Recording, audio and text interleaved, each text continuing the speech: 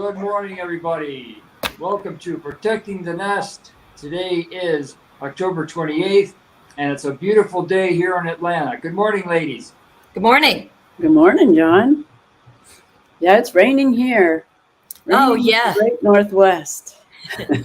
Does it just pretty much rain all October? Yeah, that's kind of what winter is. Occasionally we might get snow or ice storm, but we've had the last few winters have been kind of beautiful. A lot of sunny days and sort of unusual, but and we had a beautiful, what do they call it? Indian summer when it was just gorgeous up until the end of October. But once it starts raining, it can go till July. And those kind of years are a little dreary, more than a little. People that move here move away after a couple of those years. I bet you have mostly galoshes. Well, yeah, no umbrellas. It doesn't rain really hard like it does some places. So we don't. Oh, so it's like when you're hiking in the mountains and it's misty as you're walking up the mountain. Yeah, and you get up there and you're soaked. But as you're walking, you're like, oh, it's not raining so hard. And then you get up, you're like, how am I this soaked? Well, that's why people wear, nylon rain shells a lot, just because then it kind of rolls off like a duck. Yeah, but you just get used to it. You just get a little wet, and that's just part of life. I think that's where most of our cultural issues as people come from, because you have areas where people sweat a lot. So I think that caused women to want to put powder on their face and wear their hair up with a lot of stuff in it and keep it down with hairspray because it would get frizzy. And then you have areas where it's wet and it's like, I'm not wearing makeup. I'm just going to pull my hair in a ponytail and wear this. And you have, and if you took the climate and then you took the way women and men behave, then I don't think anybody would ever get mad at anybody or question why is somebody doing such and such, because I think a lot of what we do has to do with our weather patterns, the temperatures, what season our food comes in, our harvest seasons. And I think that dictates like where you look at someone, you're like, why would they be doing that? Or like, what is that? And I think that is at least 30% of like the not understanding of other people. That's an interesting thought. I hadn't really thought how weather would affect those kinds of things. It definitely affects mood. By the end of the rainy season, people are really depressed here and we have high suicide rates. But then in the summer comes, everybody's outside saying hi, and everybody's mood is elevated all at once. And that feels really terrific. Well, I heard that in the north of Norway, they have these special like gymnasiums where they have the indoor sunshine. People come with their beach blankets and their easy chairs, and they lay out. Well, I like that. I have friends that have seasonal affective disorder, and they get light boxes of blue light. Are we all frozen? You guys are frozen. Can you hear me? I can hear you. Yeah, but you're not. Your lips aren't moving. Huh. I'll start my camera and stop it. Anyway, some people that are real affected by light do get those light boxes, and my husband had one. He loved it. So it just shines on your face, blue light, special frequencies, and then you feel a lot better. Mm-hmm. You don't need the sand and the beach balls, but that makes it nicer. I like that idea. You do need to have the feet of the sun on your face. It's very important. Yeah, and I've described that feeling of when it's sunny out, how people just peel their cars over to the rest stop and jump out spread eagle on the grass. That I've seen that happen, car after car. People just, it's like they have to do that.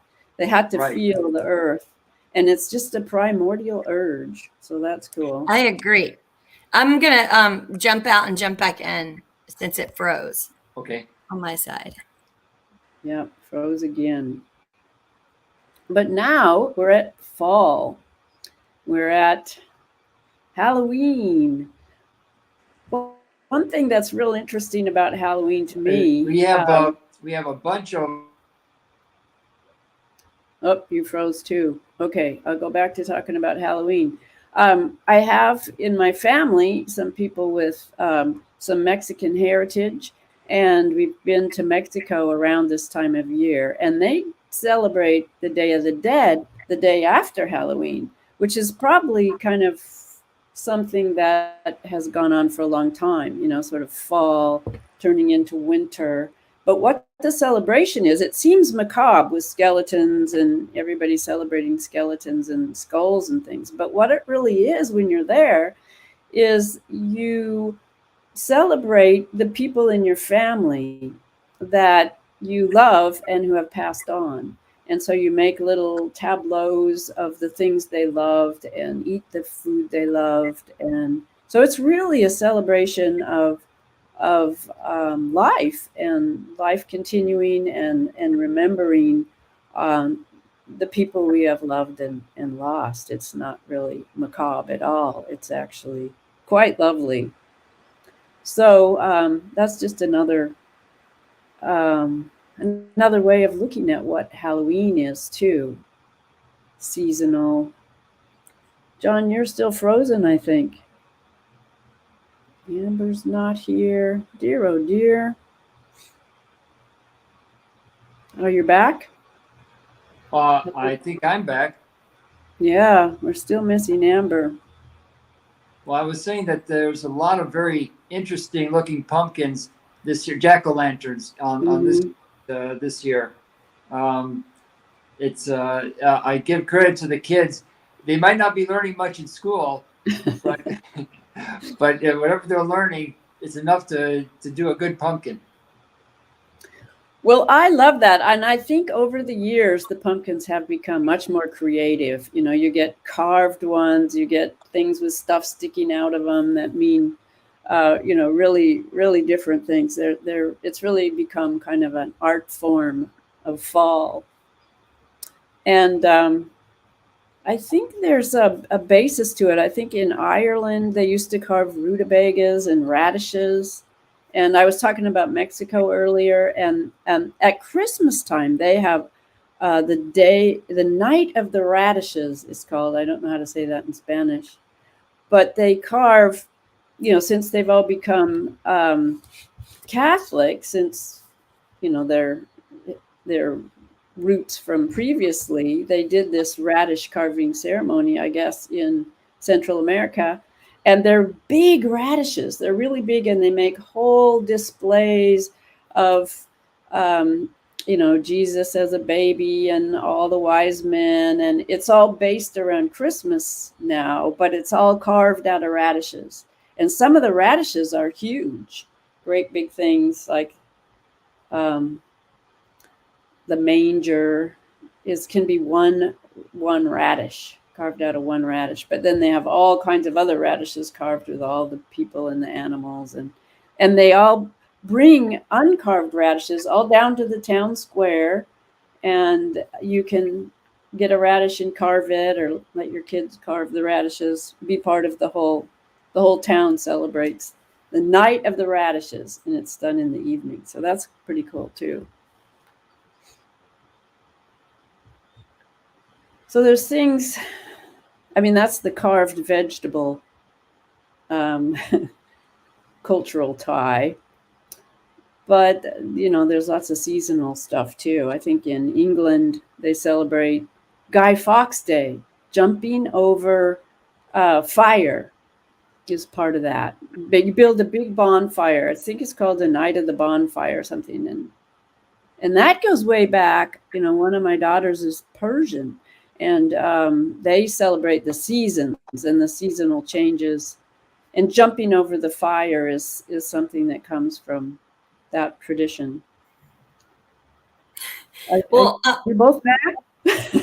Yes, I figured out on my end. So I think the big issue is when I click on my email to click on the link, I have to close out my email afterwards, because for some reason, any emails I get that keep coming through cause an issue. So I have to click on my StreamYard, and then before I take off my allow the mic and the camera, I have to get rid of the email because that seems to cause issues, unless it's still doing it right now.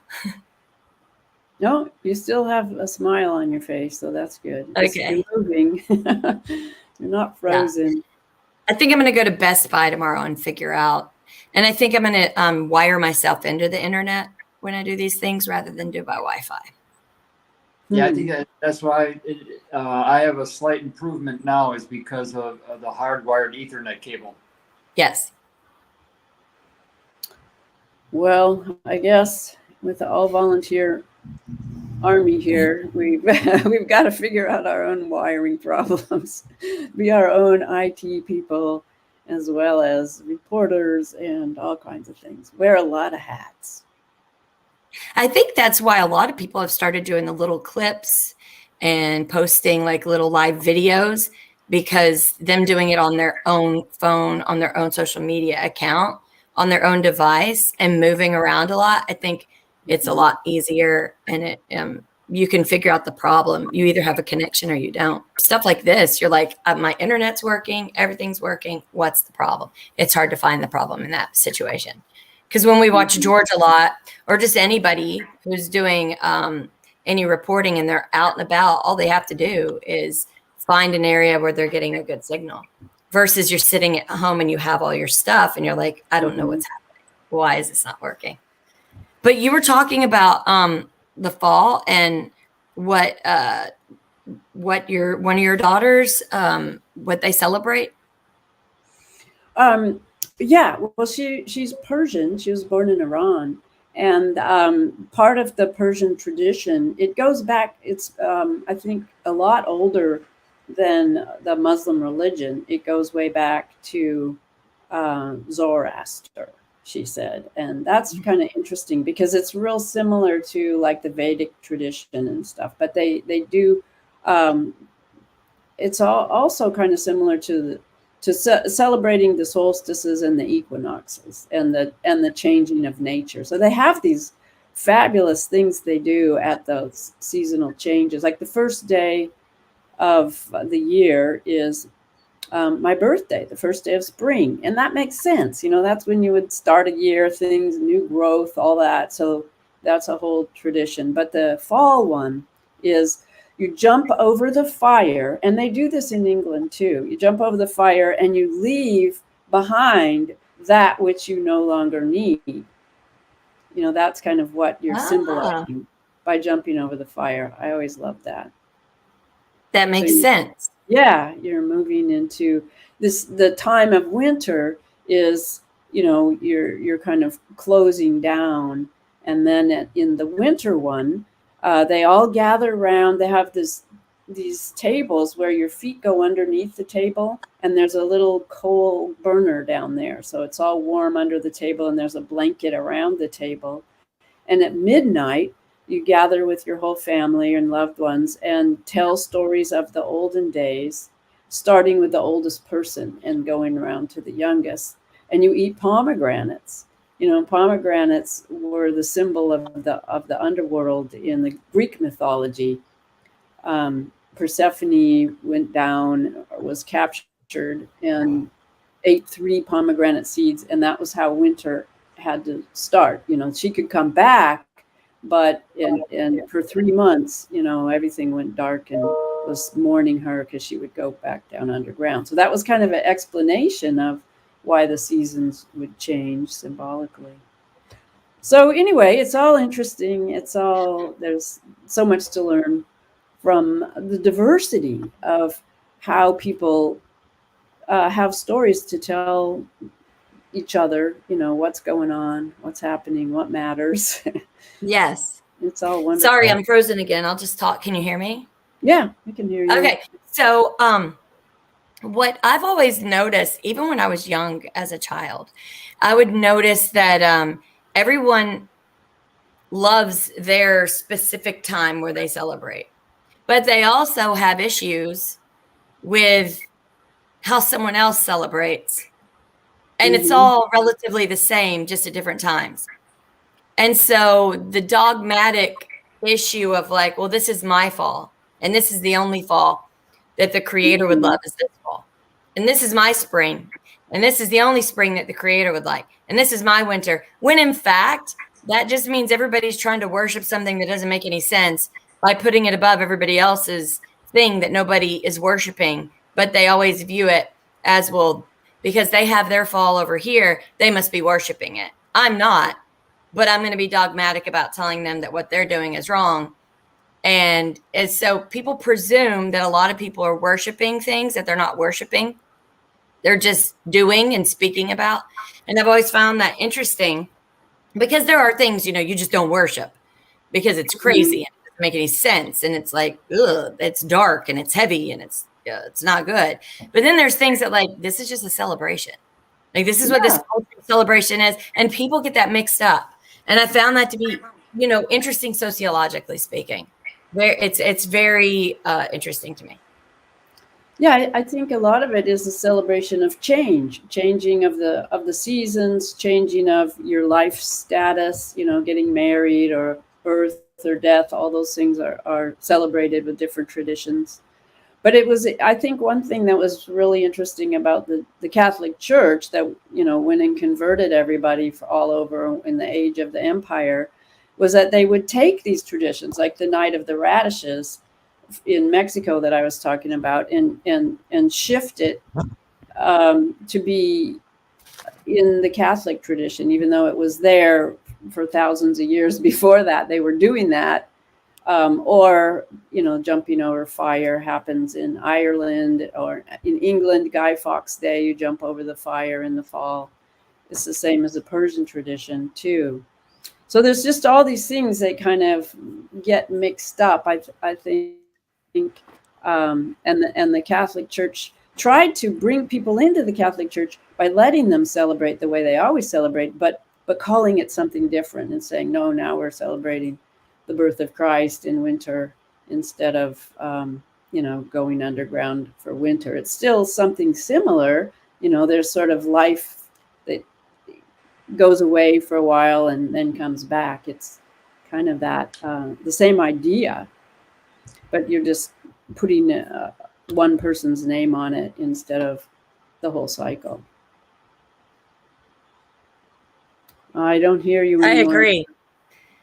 I agree. I've always had issues with trying to figure out, as a child being raised and not really knowing what is it the adults are saying here. Because everywhere you went, like I would, stay the night with a friend, and we would end up going to her family's church, and they were saying along the same thing. I mean, it was love. There was, scripture, but some churches don't allow music. Some churches just pretty much all music with a couple of verses. Some churches, they're not reading from the Bible, but they're reading from their liturgy. And so it was very interesting. And I always had a lot of questions about it. I was always very curious as to how does one determine in one's life what is the right thing? What is the one that's like the epitome of everything, when in all church buildings, there's people that are fallible, have a lot of issues, and don't make a lot of great choices in their own personal life. Well, usually for me, the things that...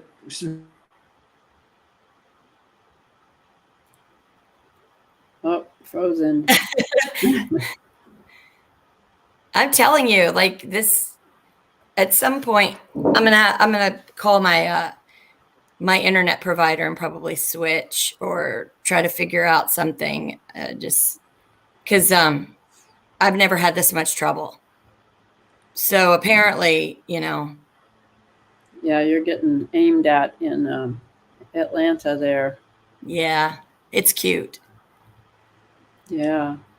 Well, I think that maybe some of all the little differences and the divisions of the churches or beliefs or traditions might be part of the Hegelian dialectic too, of dividing people.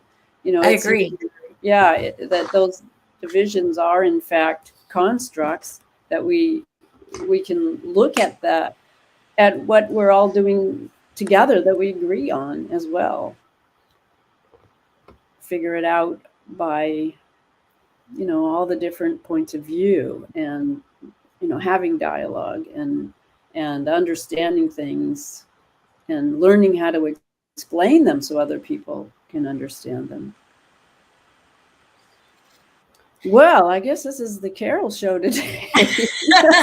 No, Carol, I'm trying to figure out what's going on. I might exit again and come back in, and hopefully it'll not be as crazy. Maybe I should get on my phone instead of on my computer. So when I exit out, I'll come back on my phone. Okay, see if that works better. I will. Okay.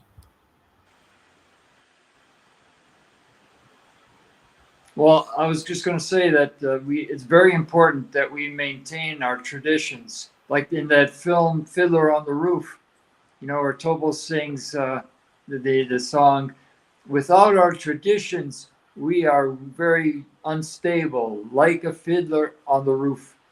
Oh, I didn't remember that was what the Fiddler on the Roof meant. That's really quite wonderful.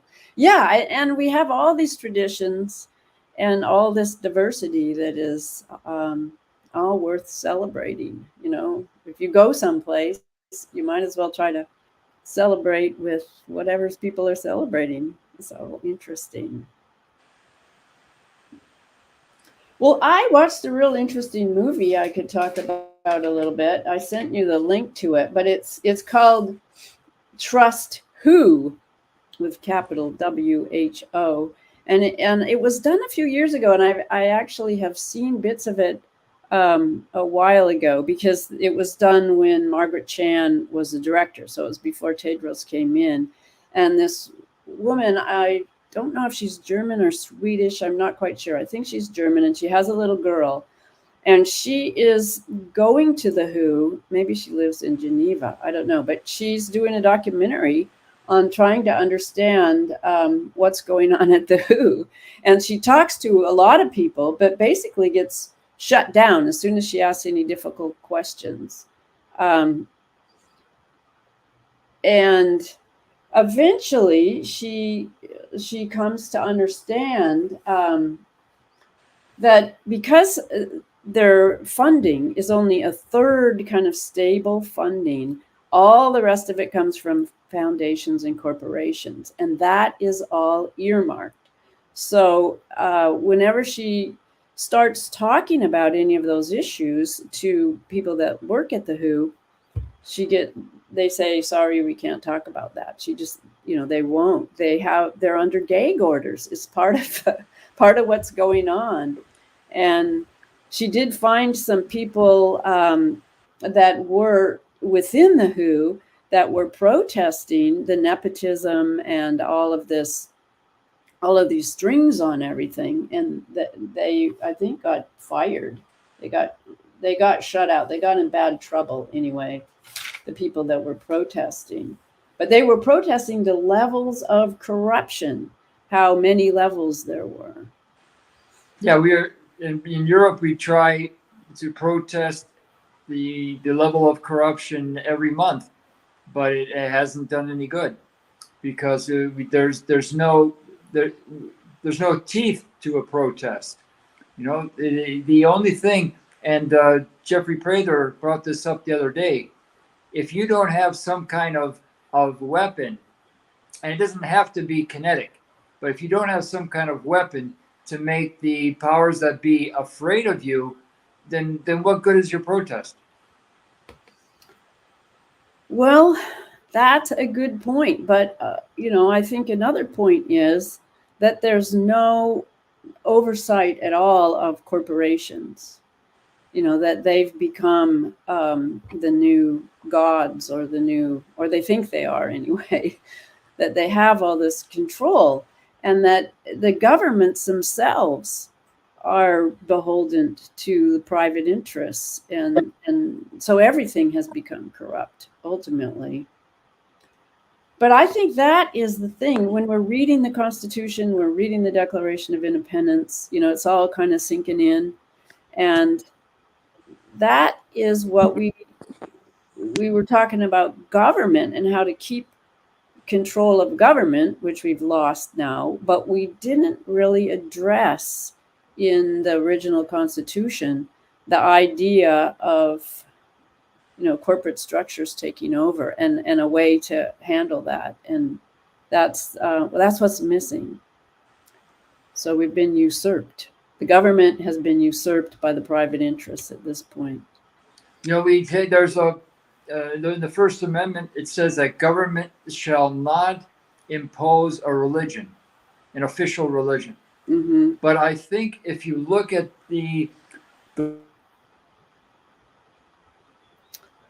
Gone again. Well, my internet and everything is working because I'm on my phone. So yeah, okay. I think there's two of us. Yeah, I think the issue is trying to do it from a laptop. I don't know how technologically it's easier to hit a laptop than a phone. I have no idea how that makes any sense. Mm-hmm. But I would agree, corporate wise. I just seen that there's been like this integration with what we're supposed to trust, which is government. And then they've been, I think every government, because they try to please everybody, they look at the amount of money there is and then what people are requesting. And when certain people get into office, they want to make sure everybody gets what they want. And then when that happens, we go into debt. And then all it takes is somebody coming in going, I'll give you this much money. But yeah, it's not about everybody getting what they want. Yeah, it's about the people with the most money getting what they want. It's shifted. Right. Yeah, but which is if the government wouldn't get in debt to try to give everybody everything that they desired. And because even if they raised everybody's taxes in the whole United States, there would be a large contingency of people that would qualify for their taxes not to be raised. And then a lot of times, those people are going to have a lot of needs that we've got to somewhat supply for. So I get it when people don't like monetary trade, they don't like the economics of the thing. But I think this cyclical issue that we keep playing over and over is that our government has to please other entities that have lots of money in order to supply the things that every constituent, what they are willing to riot for, scream about, protest for, and write letters, show up. And then you have governments that are beholden to secret governments that no one really even knows, why are we going this way and why are all our protected services, they seem like they really have an issue with us. And I think it's more embedded with the powers that be are telling us that this is what we need to do. And even if it's really not good for the United States citizen, they're not beholden to the United States citizen in this issue. And that's when you see governments fail, is because the people that are electing them and that they're supposed to serve and that they're supposed to be a relationship with, that is cut. And there's the ties are severed and there's no relationship or friendship except with an entity that comes in that wants to treat the citizenry like, test subjects. Well, but the reason they can get away with it is because the corporate structure is all based on only profits, and the foundations are supposed to be built on, ethical reasons. But in fact, it's all circular because they're all tied into the foundations and they're sucking the government money in. So everything is this unholy alliance. Yes, I don't think the government and corporate should ever be intertwined, ever. I don't. Well, I think we need to define the corporate structure as it has to be able to have self-reflection and it has to be able to have outside scrutiny. That's what we're asking for our government, to have those things. But we're not asking corporations to have that, so they don't have to have it. Right, but what I see happening is that corporations, they want that corporate law to protect them from an unruly government that would then say, no, the state is going to provide that. Like, say, healthcare, and the state says you have your private insurance that covers you and you're happy and your family, but the government's going to say no, and then the government's going to incentivize all of the insurance companies to join one. Now you've got the corporate insurance companies now joining with the government when all you needed was to establish and create another tier for people who could not afford healthcare that needed it, so they didn't put stress on the system and allow others to keep what they had. But no, it's either all or nothing every time. And now we're in the world of corporate has ties into everything, and the government is working for the corporation, where before the government could come to the corporation and say, no, this is your regulation, this is your regulation, this is your regulation, and we'll handle it. And quite frankly, I've been let down by corporations and government. And I don't appreciate a government who says, trust me, and they fail multiple times, nor do I appreciate corporations that say, give us our autonomy, and they fail us a lot of times. I think they both poisoned each other, and they both boosted each other up, and they're demigods to one another. And they become so large that we're nothing but rats that need to be tested, that need to be shuffled, and that need to be divided so they can get what they need to get done. And I think it's absolutely evil on every, like, it's immeasurable evil happening. Because if I start a business and my business is good, it's lucrative, and it helps people and people like it, I shouldn't need the help of anybody. I should be able to do my books correctly. I should be able to make that money.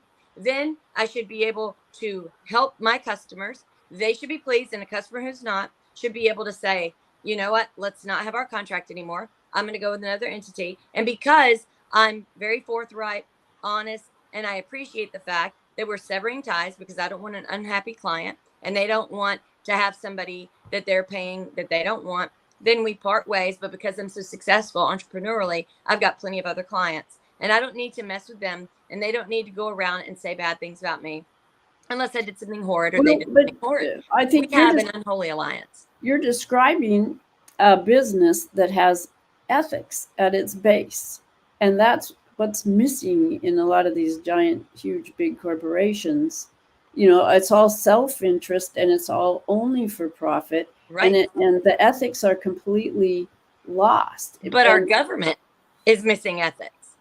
Yeah. And so the issue is we count on our government to go and handle this business who has bad ethics when our government has bad ethics too. So we're asking a totally messed up, like, topsy-turvy system to go and handle a corporate entity that's misbehaving. Like, they're both misbehaving. And it's kind of like, you know what? No, that doesn't work, because I've got so many friends. Some are like, no, the government needs to step in. And some are like, no, the government is the problem. No, the corporations are the problem. Right now, they're both the problem. Not every corporation and not everybody who works in government, but enough so that we're living in a toxic environment. And then they're trying to shut down. How do we detoxify it is the question. And I think one way is that you have to allow, from the bottom up within a corporation or within a government, people to ask questions, people to solve problems. And that's kind of why, you know, Japan in the 80s and 90s became so successful, because they listened to the workers' ideas in how to make the factory better. You know, and it was this kind of move up from the bottom up. It made it more efficient. It made the designs better. It made, you know, it worked well. But we don't have a bottom up philosophy anymore. It's all top down. It's only one way. So it's blocked. I would say that it's because people are extremists. And what I mean by that is the pendulum. They're not happy if the pendulum is where it should be. They're happy. Like, the pendulum shouldn't be moving. No one's head should be coming off. Right. But the pendulum wants to either be one side or another. It doesn't want to just stay stationary. So you have people who are like, the workers need to make the choice and say what's what. But then on the other hand, the workers aren't putting up the investment. They're not going to the bank to get the loan. They're not building the building. They're not making sure that if somebody gets hurt or somebody fails, they have to pay the insurance costs. So there's a lot of things that the workers will become extreme and say, you may own it. It may have been your idea. You may have put blood, sweat, and tears and went from 3 employees to now you can hire 250. But we're going to overrule you because we don't like this stool. There needs to be a balance there, because workers get out of control and they start to think they own the damn business. But also the business owner starts to treat the employees like slaves. Both are wrong, and both have mental issues, because I know I'm not going to be a worker somewhere. And no, I'm not the one managing the books. I'm not the one talking to the CPA every 5 minutes. I'm not the one dealing with the upward costs of insurance and whatever else is going on. I know I'm not held accountable for the liability, and I've got like 5 employees that won't show up, or they're notoriously late, but their parents work here. Well, actually, cause some kerfuffle. And so I'm having to balance all this stuff. And then I have workers who they work a 4-hour day or part-time. They don't really want to work more than that, stirring up stuff on the floor because, they want to get paid $5 or $6 more an hour. Well, how about let's sit at the table. Let's find out why. And let's find out what do I do in order to pay everybody? Because if I pay the 250 employees in this building $5 to $10 more an hour, that means I'm not going to be able to run this business because we're going to be going backwards. And then I can't pay the insurance costs. I can't pay the property insurance. And then I'm not going to be making less than my employees when I'm going home working until midnight and everybody else is having fun with their family. And all I'm doing is the slave for all the workers, because now it's not even beneficial for me to own my own business. That was my own idea. And so workers have to be willing to understand, what all responsibility comes with the owner, but also the owner has to understand that if the workers can't survive on that type of budget, there has to be something where maybe the worker starts to go and say, I'll lobby with you, because we have what's issues happening of at Twitter is really interesting. I think there's Elon Musk is now threatening to just fire almost 70% of everybody because he wants it to run as free speech, and not and they want to, they're used to controlling, spending. There's a lot of effort that goes into listening to who's saying what, or the algorithms funneling to this person or that person and controlling everything is part of what's been going on at Twitter. Definitely. So anyway, it's just kind of an interesting thing to watch, because on one hand, I think Elon Musk and all the stuff that he's doing with SpaceX is definitely needs some oversight for sure. But Yes. I'm certainly rooting for free speech at the bottom level. So it's just kind of an interesting conundrum to watch that unfold, and we'll see what happens. But I have to say, I hope we can have something that just lets the dialogue go, as long as it's not child porn or whatever. Yeah. We don't want that dialogue to go. But there's the rest of the political discourse and things that are different than the agenda are definitely worth discussing and debating and resolving, if there's any resolution out there. That's an important word, Carol. Debate. It's something that we never have anymore. Yeah. I remember back in watching some videos of the debates back in the 40s and 50s, and they were really intense. And they followed a certain procedure, and the candidates had to be prepared. And nowadays, you don't see any real debate. Mm-mm. What I've noticed, and I don't know if anyone else has noticed this. So when we say corporations, I'm talking about the Big 10. Yeah, I'm talking about the ones who've kind of monopolized, taken over areas. And if someone else comes up with a good idea, their main thing is, how do we debilitate it? How do we get it to where we see if it's good enough? Then we cause a lot of issues in it, and then we buy it out. Those are the people. Make a monopoly. Yeah, they're become extreme. They become very much so out of tune. But there are thousands and thousands and thousands of people that have a small corporation, and they have to incorporate, because then there's the benefits that allow them to be able to help their employees more so than if they're just a small business hiring people as contractors. So people get more screwed over because they don't get their Social Security. They don't get a lot of things they would normally get because that business didn't incorporate. And so you have a lot of these people who get lumped in. So everyone who is like I take it as, there's lots of government workers, from teachers to people who work in like DMV and any government entity. There's thousands of them. And then there's lots of people who work for private industry. But what happens is, every time voting comes around, nobody wants to lose their job. So anyone who works for private industry is like, oh my God, here comes the government, thinking they know everything, and look how dysfunctional it is when you go into the DMV. But then the people in the government are like, wait a minute, we're having to deal with the backlash of all the people that are getting hurt by these public corporations. And so everyone takes their proverbial sides because where their paycheck comes from, instead of actually looking at the actual issue, what's actually happening, and hold those entities that maneuver, divide, and now have taken over the government. So now when I hear a government worker like talk bad about corporations, I'm kind of like, you know what? You're in bed with them. Like, if you don't like what these big corporations are doing, you work for the government.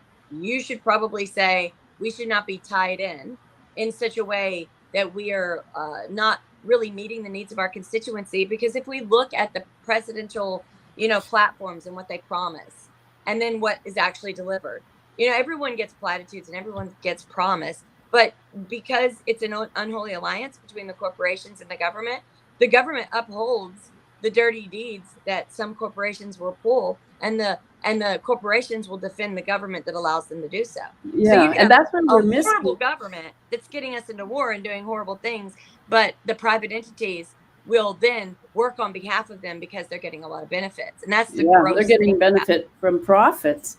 But I think John brought up the debate idea, and not only is it missing in politics because of the reasons you're talking about, but also in science. You used to have to defend your PhD, your doctorate thesis. You would have to defend it against people that were attacking it. Your professors, they were coming up with all the devil's advocate ideas, and you had to prove it beyond a reasonable doubt. And that we don't get to see that anymore. As it's privatized, it all goes away. We used to, in the NIH papers, we've all been reading those for the last few years, and people would have to talk about what the procedures were, what they went through, how they did it, so it would be all available for open discussion. And now those are all vanishing. You only get the abstract of the paper. You can't get in without paying hundreds of dollars or being part of the university system. It's blocked. So being able to be citizen watchdogs at any level, whether it's corporate or science or anything you have an interest in, to be able to have a voice is what's missing now. Yes, and what I've seen is there's this crawl to extremism, and I always notice the ones who seem to benefit every time fear is installed into people. When people are afraid, they take to their sides. They become very extreme in their thought, and there's no way to penetrate their mind to actually get them to be thinking in a common sense manner, in a calm manner, where they say things that they're going to regret a couple of years later. They behave in certain ways that it's going to cost them relationships with their family and their friends, and it becomes their new religion, all because of fear. And fear is a huge motivator, and I've had friends that were religious, friends that weren't, friends that thought anything that you did that would be religious, whether it was a pagan kind of worship or a creator worship, they looked at it as it was all stupid. But everyone is susceptible at that point when there are manipulative forces to make you go against your very belief system and then go after anybody who doesn't believe just like you. And then you're actually hanging out with a bunch of people who are fallible, full of folly, and fear causes carnality. It causes very much so immorality and pain and suffering. And yet that's where everyone goes to feel safe in a big tribe that tells them exactly what they want to hear in their bubble. And then there's a lot of people out there going, what's going on? So they disengage. And we have to all be very aware of our extremism. We all have to understand. Yeah, and I think that disengagement is what we're seeing, and it comes with this overwhelm. This feeling. If you get overwhelmed, you kind of close up, and I'm seeing that in my friends. They can't tell what's real, what's not real. So then, we just have to close it all down so people can't actually talk about it anymore, because that's too confusing, and it doesn't move us to creative problem solving. That's a real actual resolution that resonates with people. We don't get there. We're shut off from it. Yeah, it's sad. And I've never had my my faith challenged. So maybe it's just my personality type. I don't care who I'm around or, what anybody else is celebrating at any given time. I'm still who I am and I still have my faith. And if your faith is so easily shaken, then no matter what it is, that somebody else being around you doing something different makes you feel like, oh my gosh, like the world is ending. I have to make them think like I'm thinking. A, you're not going to be able to recruit them because you're being an ass. And then B, you're not really strong in your faith because you don't have faith that you just being you is what's required within your faith. And a lot of what I've found is a lot of people, no matter what it is, like I've seen scientists that kind of mock any kind of faith. Even if it's just people running around a maypole, they don't care. They mock everyone. But in the same token, they want to make science a religion. And so that's what ends up happening. Even people who say there's no faith, like there's nothing, that becomes their religion. And people don't see their own folly. They don't see their own issue. And dogma. Yeah, and that's one thing that I really, my path in my walk, I understood when, I was at my Baptist church and the preacher said, if anything I want you to learn, and he was talking to everybody, do not point out what someone else's faults are before removing your own. And it's going to take a long time for all of you to remove your own. So I'm just telling you, the more you're pointing outward, 50 fingers will be pointing back to you. And so that's a journey you don't want to go down. Your job is to perfect yourself and live your faith. Your job is not to force other people to see it your way, because then you're not being what it is that this church stands for. In fact, you're being something that was fought against for many years on many different levels, where people took by force any individual who did not think in the same pattern that they did. And that stuck with me, and that's why it stood out when scientists, this became their new religion. You must do this. And then they would mock that there was a creator. There's no God, but there could be aliens. So like some of these same scientists, and but it's their religion, and I see Amber, this all over the place. That's one thing that really upsets me about the laboratories back in Boston, is that many of the kids of a Christian faith have a big problem with working with stem cells, for example. And they're told, well, listen now, if you don't tone it down, if you don't just keep your head down and do what we ask you to do, then you might not have a career. See, that's so they're forced. And when you have a small business, when you're running your own small business, and back before 1900, you saw all kinds of businesses that would say Johnson and Sons, or people could put their faith into their work, and they weren't forced to make these drastic decisions, to decide between my faith or the money. So this is why I support small businesses as much as possible, because the corporations force you to make unethical decisions. I agree. Well, or schools too. I think I took a biology course in college, and I loved it. It was just one of the best, most exciting classes. I loved the lectures. But then when I went to the lab, I had to do these experiments on a live bullfrog, and it just made me sick. So sad. And I couldn't. I just was so upset about having to do that and destroy this animal, that it made me not want to be a biologist. So I think I probably would have been a good biologist if I didn't have to kill things. I agree. I think that's the biggest. But see, that's that dogma I'm talking about. Mm-hmm. It's totally. And people of faith have been known to do the same thing. People who are pagan have been known to do the same thing. People who have no religion, they just kind of float around. Everyone becomes this creature of, you don't force your dogma on me. At the same time. Well, it wasn't even about religion. I mean, I hadn't even started studying being a yogi by then at all. I didn't become a yogi until I was in my 50s. Yeah. But I felt it, I felt it in my heart. I didn't want to kill something unnecessarily, even for science, that, it just didn't need to be done. And it wasn't for a good cause. And I think now, just like all the cells from the fetuses and all that stuff that's collected, it's still, there's something that hurts your heart when you know about that, no matter what religion you are. And I'd studied lots of religions because after being a Presbyterian, we kind of shifted. My mom decided we were Unitarians all of a sudden. And so by being a Unitarian, I think George was for a while too, you study all the other religions in the Sunday school. You go to the mosque, you go to,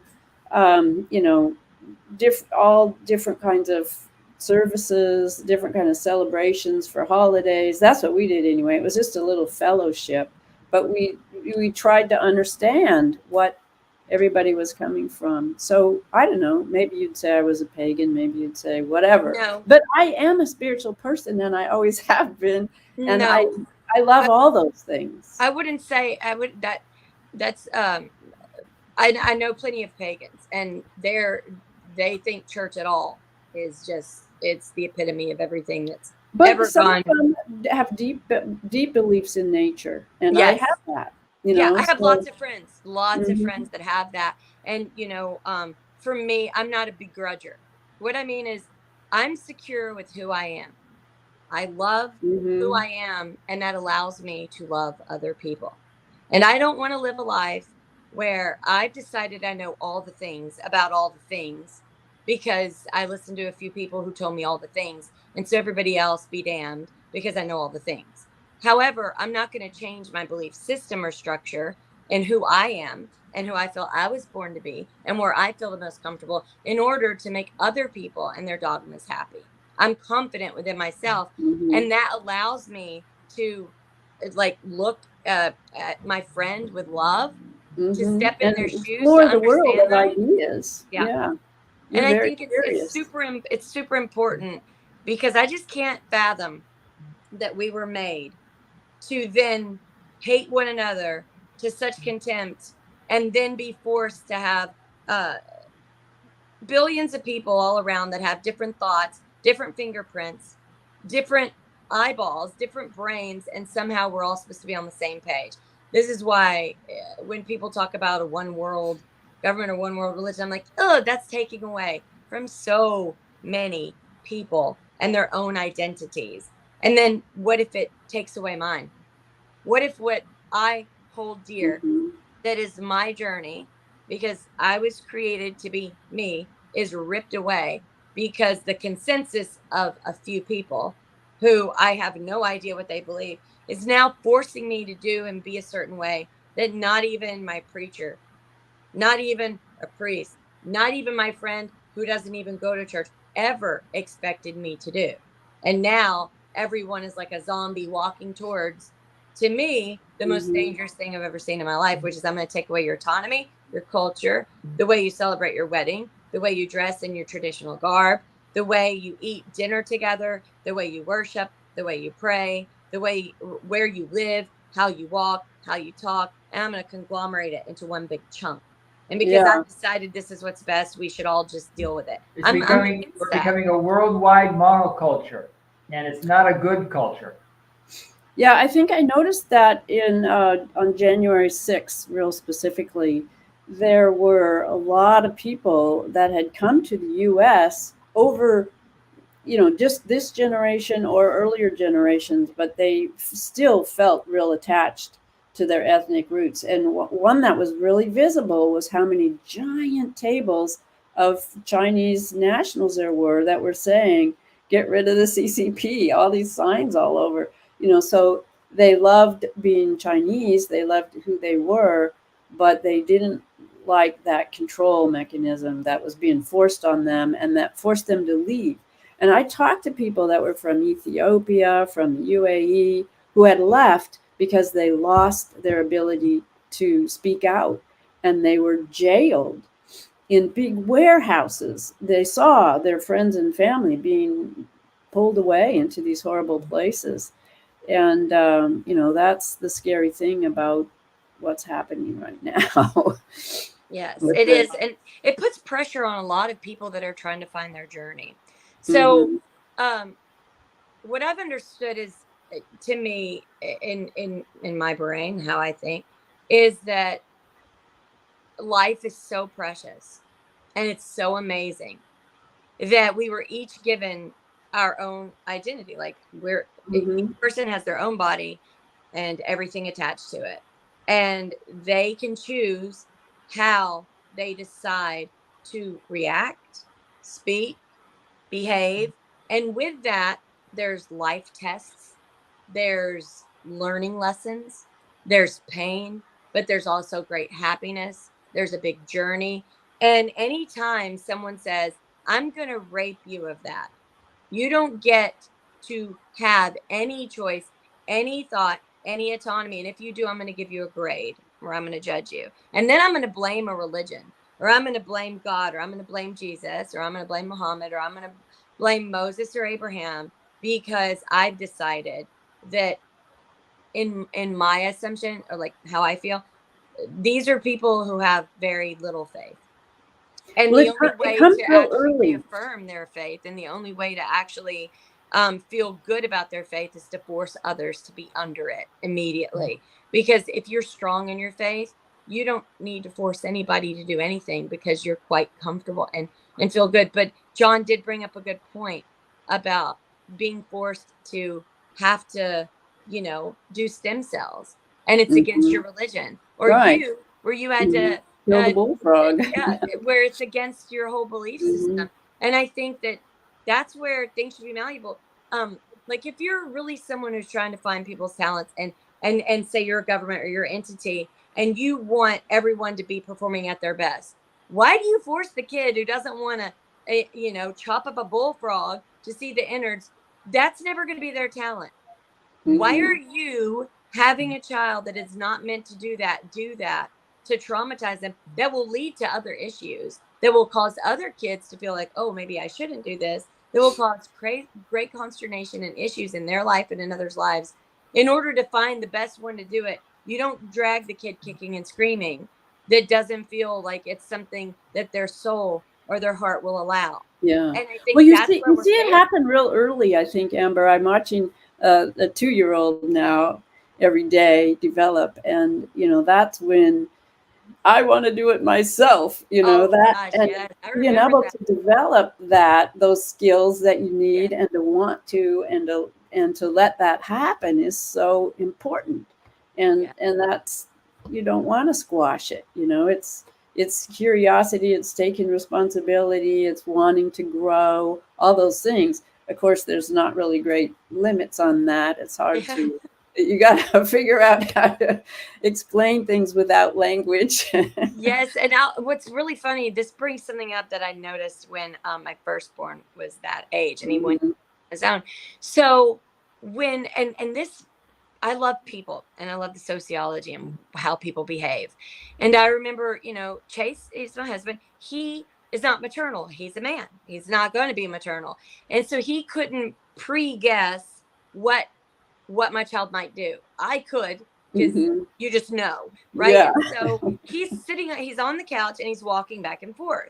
And if I were to say to Chase, hey, I'd be over there near him, I don't want him to fall, Chase would just take him off the couch. Like, no, don't do that. Like, we're going to explain to him he can't step on the couch because his feet might be dirty, and we don't want the couch dirty, but don't scare him. And then just kind of stand to the side. Don't hover. Allow him, but be there to catch him. So that you're building his trust. And then he knows, oh, I had to be caught. But a woman, if she's in touch with her maternal side, she's going to automatically know what to do. And I think that what women are struggling with today is the environment around them is so unstable and can be dangerous, out of their control, that then it forces them to then hover or to cause fear in the child, where now the mother's just like, I don't know what's coming around the corner. I don't know what's coming here. I've got to protect them. So it's like they're in the middle of the woods being hunted, but they have to get their food before they go back up in the trees. Yeah. And so then they can't let their kid actually play. Kids and to a woman, not only is the child missing out severely, and that's why I think it's very dangerous. And anybody who's out there saying, well, the victim, yeah, we need to worry about them, but the criminal, they were raised that way. Let's just let them out, this violent criminal, over and over and over. They are not only debilitating the parent's job to be able to allow that kid the autonomy to explore on the playground, to go for a bike ride around the block, to be able to enjoy like just being a kid and learning lots of lessons that come with growing. But they're causing that parent to either tune all the way out and just whatever happens, and then they're not even parenting at this point, or they're hovering because of the great fear that something out of their control is going to happen.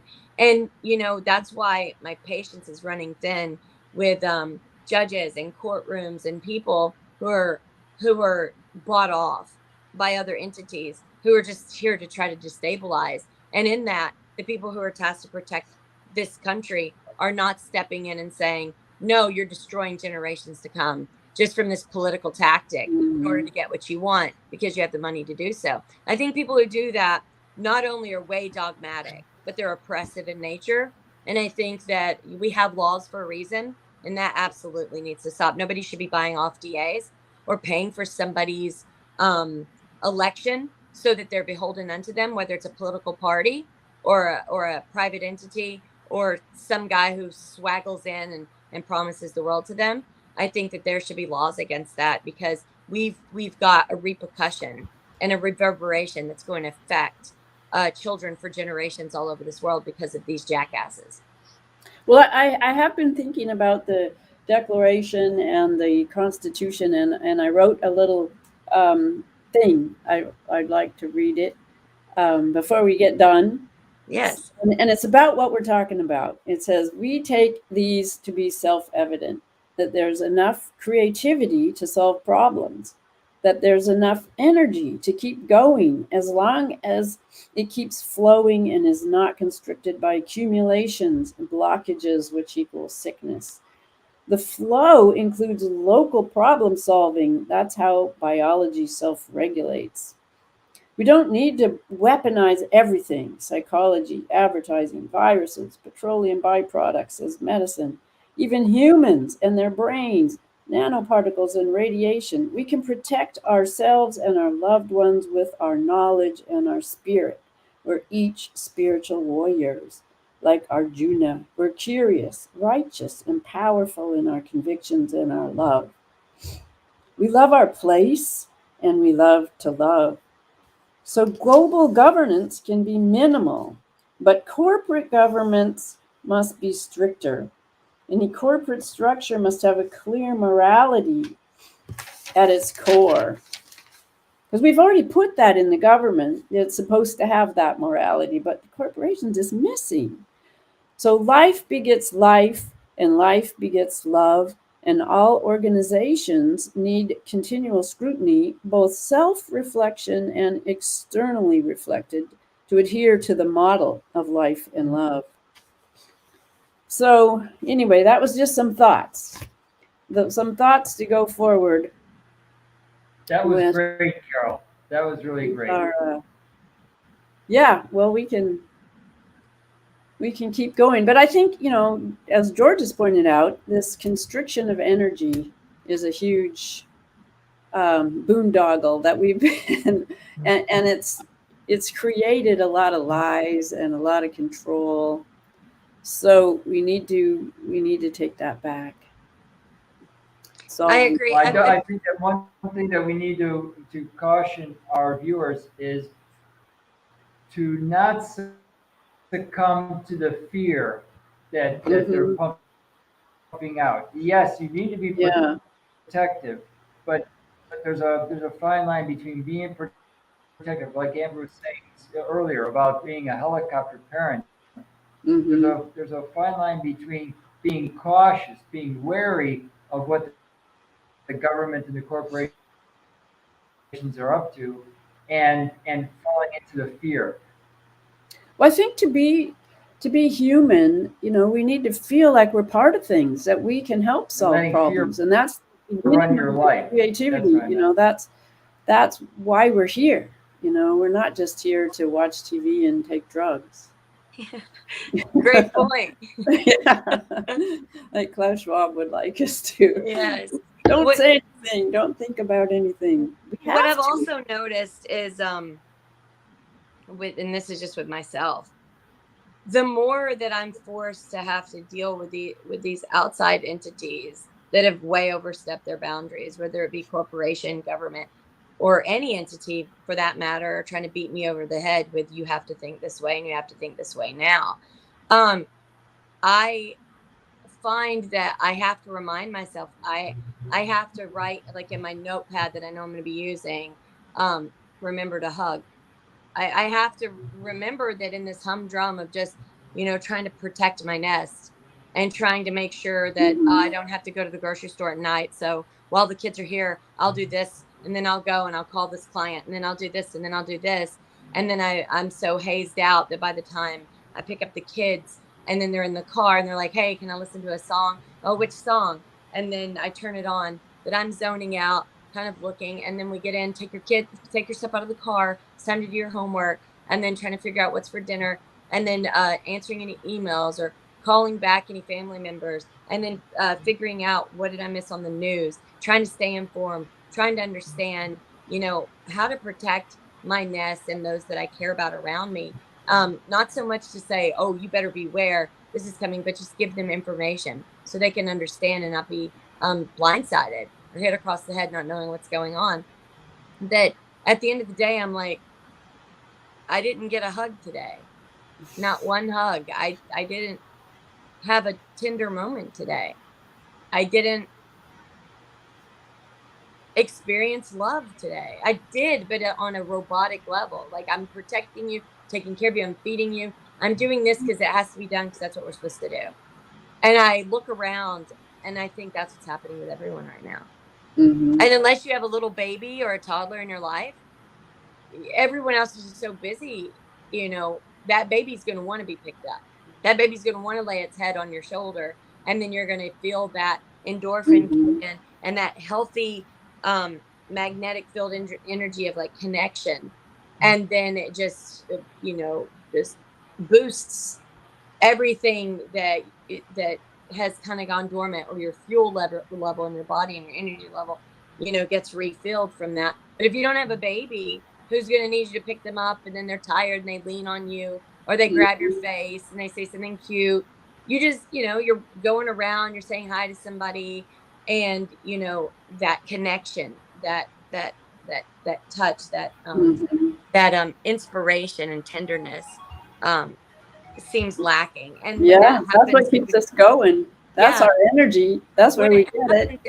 It makes us bitter and judgmental and angry very easily, and then illogical when reacting to a situation. And it's already difficult for me. I'm a woman, and I think it's beautiful that women are emotional. I think it's very important. And and I don't begrudge men for how they are, but I think it's beautiful that we as women, when we see something, we we're into gear in our emotion, and we're very verbal about it. And so it's very hard for me to remember. Well, remember one of our early episodes of Protecting the Nest, we talked about Monsters, Inc. and that idea of fear energy versus hugs energy, that you can run the world on one or the other. So let's pick the good one. Nice. Yeah. I mean, exactly. I know that, even people that don't think they're struggling, I can actually see that, that there's a lot of questions, like what's next, what's going on. And I think that's the greatest evil we're dealing with, not the unseen entity of life and, effect, like what the insurance company would consider, like an action of God. Like, well, you didn't know lightning was going to strike, so here's this. You didn't, but like that's already difficult in life, not knowing the external, not knowing, but we're dealing with entities who are quite enjoying themselves psychotically to always have us wondering what's next. And I think it's also turning people like their soul darker, because some people, in order to cope, they start to enjoy it. They start to laugh at calamity. They start to laugh at, people not being able to handle it. They get a big kick out of, oh, this is theater. And then they start, becoming numb. And then they forget to say, you don't have the right to do this to people. This is actually torturing. This is actually psychological abuse. And this is not okay. And who in the hell do you think you are? You didn't create this universe, and yet you're acting as if you're in charge of everything. And that's really, where I think I hope that people stop being numb. Stop. Like, you can be strong. Mm-hmm. You can defend yourself. You can be quite aware, but do not allow it to make you cynical. Do not allow it to have you watch calamity and go, yep, see, it's a false flag. See, it's this. No, your heart should be broken. You should be looking at it going, the audacity, the absolute arrogance and authoritarian, hugely overstepping, that is torturing people. And there's people who just deal with it and they survive it, but are they really the same? Have they retained all of their humanity? Yeah, exactly. Have they lost a little of their soul? I think that's what torture does. It wears people down. Well, I know, John, you talked about having a little shorter show today because you've got a busy day. So are you here? I see your little round circle. We can stop if we need to. That's fine. There's all kinds of activities for kids, and I know my kids are going to be, their favorite thing is to it's not even scary. It's called Goosebumps. It's on Nickelodeon, whatever, but it's not scary. But I'll pretend with them, and it's like kids trying to figure out like who did it, and then they want to go camp out in their like clubhouse, and then they're like, mom, and so dad has to sleep with them, and so it's really cute. I'm really loving this age while they still have their imagination. And the world hasn't beat them down yet. And, we're just trying to take in every single moment we can, because they never go back to that. You see them toothless twice, once when they're born, and then you see them lose some teeth, but you don't ever see that again. They get to see you toothless before you die. And so, that's a scary thought. We want to enjoy this 8 and 11 year olds while we all have our teeth and able to run around and have a great time. And I'm trying to teach them to love their friends, and to be patient and kind if their friends are being obtrusive or unkind or bullying or struggling, because hurt people. And I'm trying to teach them not to take it to heart, but to come to mom and dad so we can help, and we can tell them what we've experienced, and then how we were friends with that person 2 or 3 years later. And it's how they respond to it. But then be there with them to comfort them. And then actually what we've found is if there's trouble with a child and it's at school or whatever, we'll just go to lunch with them and we'll be super nice to the child.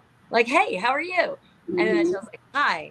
And then after that, there's no issue anymore. We'll say, oh, do you want to eat with us? And then we'll, invite other friends around, and we'll sit there and we'll talk to them. And we'll be like, oh, that's funny. If that child says something like, oh, do you know any jokes? We're all telling jokes. Come here. And include them. My child's kind of uncomfortable. They're uncomfortable because here's this mom here who's not supposed to like the kid who's been mean to her son. And her son, that's like, why are you being nice to this kid? But then after that, there's not any more problems.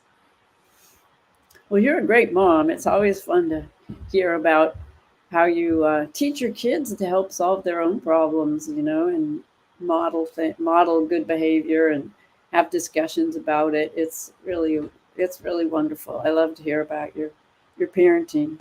Well, Chase and I, we had a ton of friends, and we made tons of mistakes. And so instead of like shutting them down and pretending to our kids, we didn't. Our biggest thing is like, Yeah, that's not nice that happened to you. I actually did that once, but you know what happened to me? As I was making fun of him, I was walking backwards in the hall and I fell over the trash can.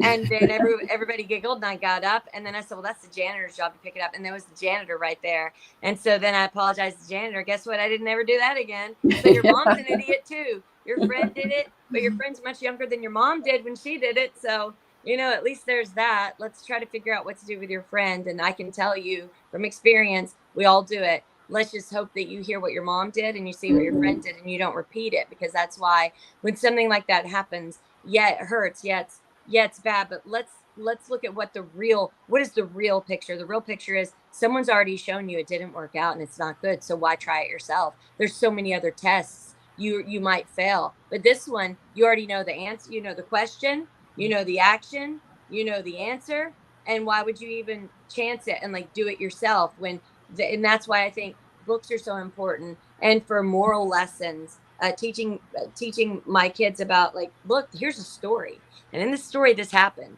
Do you want to do the same thing and be a goober too? You know, that's why we have the benefit of history, and that's why I get so upset when people erase history or try to, because we can see what goobers did, how it happened, and even if history was recorded in a not so truthful way, we can actually deduct from that. And there's so many tests we can automatically pass as children by looking at the things that people have already failed at. And then we've grown. And to me, that is evolution. To me, that is actually growing. Your kids should always be smarter than you.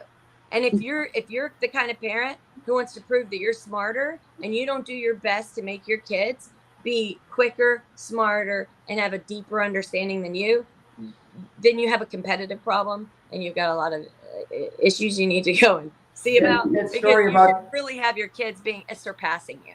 That story about the trash can is very important because it highlights, or it's a good example of a cultural thing that we are losing quickly. And you know, this goes back to the Fiddler on the Roof. The ability to bounce, or how we teach our young people to react to a crisis, or to, you know, when they screw up or when a good friend screws up, and how they come back to it. That's very important element of a society's culture, and that's why they're trying very hard to wipe out. And Ms. Hunt in the chat makes a good point about forgiveness. We're teaching, they're learning in the schools to not forgive, to let to brood, to hold the grudge, ostracize. Yeah, we're getting back to you know, the kids nowadays are liable to go home, get a gun, and come back and shoot the kid. It's terrible. Or do a cancel campaign.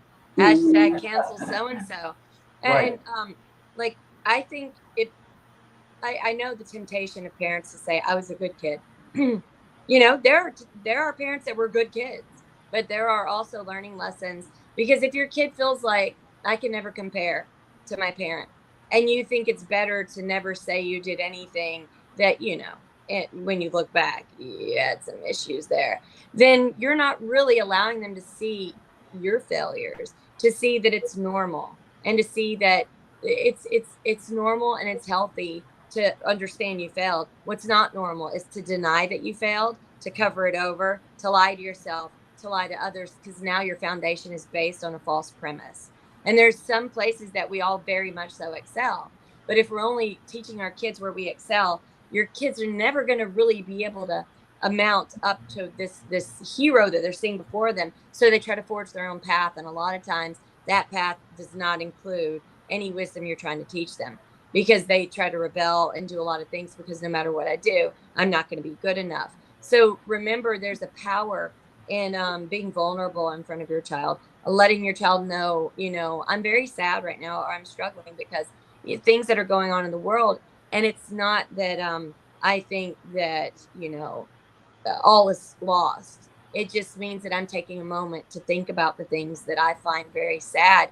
So I'm not just putting them way down inside of me and causing a lot of issues inside of me, or having it come out in different ways to people that don't deserve it. So I'm allowing myself to feel this way.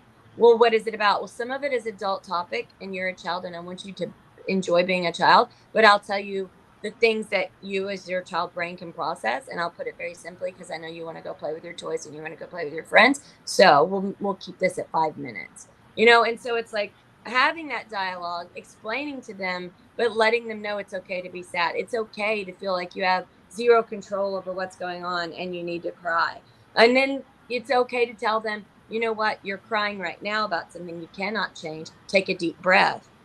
Drink some drink some water. There we went. We're on the floor. Yeah.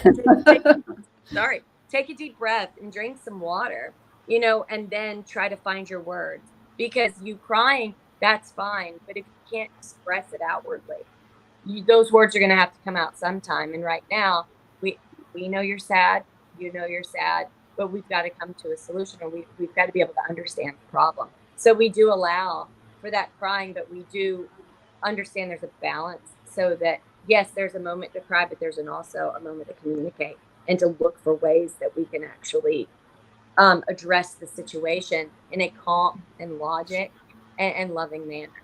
So, I find that it's the balance. It's always going to be about balance, no matter how, no matter what my opinion is. I always find, I need balance, and I go right back to the balance. And that's one thing, like Jesus said, it's a narrow path. It's a very narrow path. To me, here's the extremes, here's all this, and then here's the narrow path, right? And it's so wise. And we've had lots of sages throughout time that have expressed this. And I think that in every belief system, there's been that balance. And right now, science is experiencing that. We look at the scientists that are being scolded, or people are rebelling against, and other scientists coming out going, no, that's because they went extreme. And that's because they made their dogma, they forced it down others' throats. And then you had some of those doctors and people coming out saying this is unacceptable. And so they're trying to straighten out the pendulum.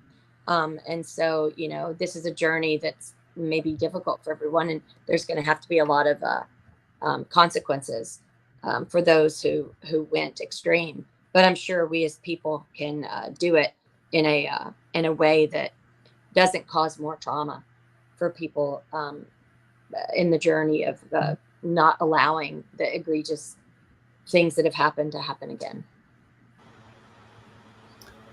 Well, that's a good point. I've got my leaf blowers going now. I hear them. Yeah. So maybe it's time to sign off. I agree. It's been a great conversation. Thank you, Amber. Thank you, ladies. Thank you very much. All right. So I just want to remind our viewers that next Friday, tune in at noon next Friday for Protecting the Nest. And I hope everybody has a great weekend. Bye-bye. Bye.